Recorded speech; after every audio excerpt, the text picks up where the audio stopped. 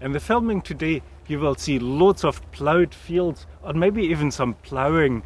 That is because Jesus says about, if you want to be my disciple, you must be like someone ploughing, not looking back. And that's the old way of ploughing in Jesus' days. Don't look back. Plough ahead. Break new ground. Hello to the young and the ones who like the outdoors. I will show you my equipment to be ready for anything in a moment. I heard some people who said they would quite like to walk Jesus' way and learn from him. But Jesus answered, are you sure? It will not be easy, and every day will be very different from the day before. Will you still be up for it when it's changing fast? I understand someone Jesus called to follow wanted to go back home first to sort out old business. Jesus said, others can do that.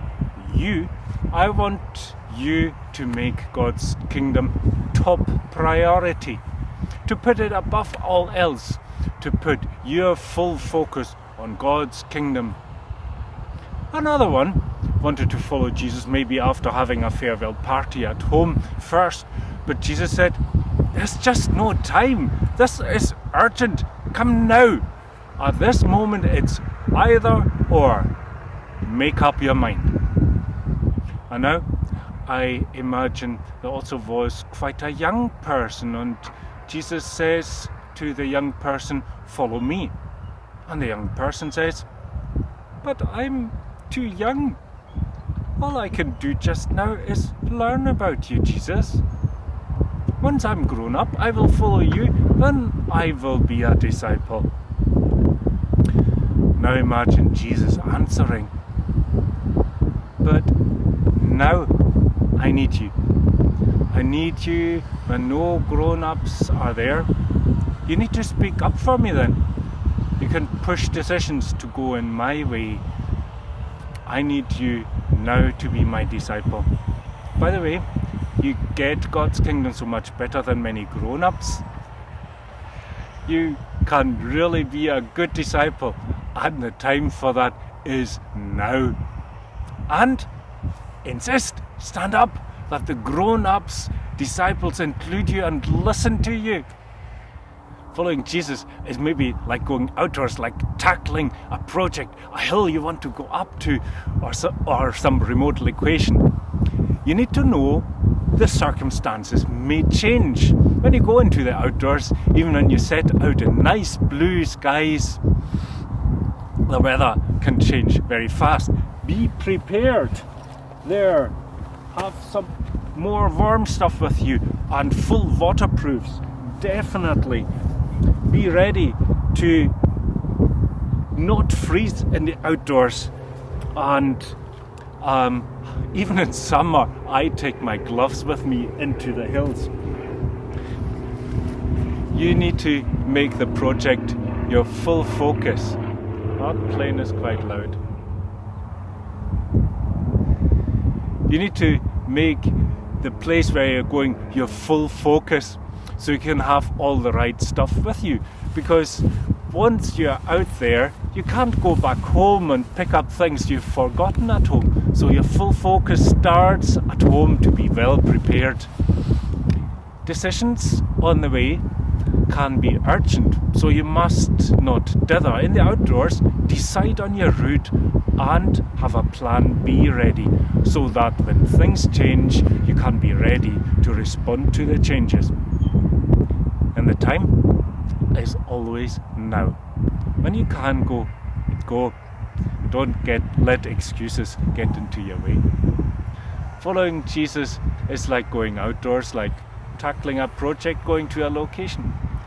You need to know things may change. You need to make it your full focus. Decisions can be urgent, so don't dither. And the time is always now. That is what being a disciple is like.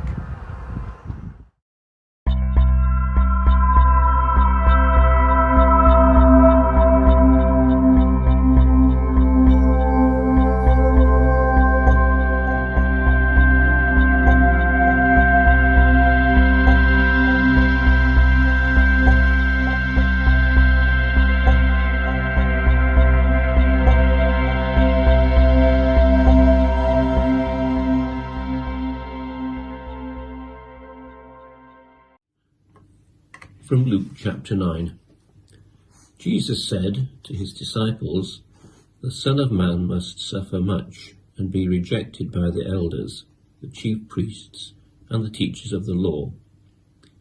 He will be put to death, but 3 days later he will be raised to life." And he said to them all, "Anyone who wants to come with me must forget self, take up their cross every day, and follow me. For whoever wants to save their own life will lose it, but whoever loses their life for my sake will save it. Will people gain anything if they win the whole world, but are themselves lost or defeated? Of course not. If people are ashamed of me and of my teaching, then the Son of Man will be ashamed of them when he comes in his glory, and in the glory of the Father and of the holy angels. I assure you that there are some here who will not die until they have seen the kingdom of God."